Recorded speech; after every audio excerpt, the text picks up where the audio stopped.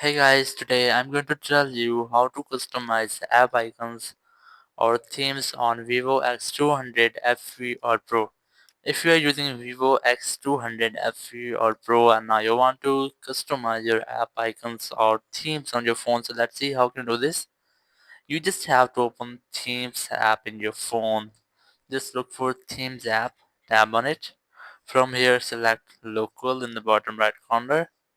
Then select local themes and you will get all our themes on your phone. Here are some downloaded themes and here are some system themes which you can easily select. Here are some downloaded themes. If you want to download anything, you just have to tap on download more and you will get the downloading theme option. You just have to select the theme which you want to download or buy. You can easily buy any theme from here. So I'm going to select any theme from my own theme. And here you can easily select one, as I'm going to select this one, so just tap on it and you can see it will change my app icons and the themes of my phone. Just tap on apply and after that you can easily see that my phone's theme has been changing.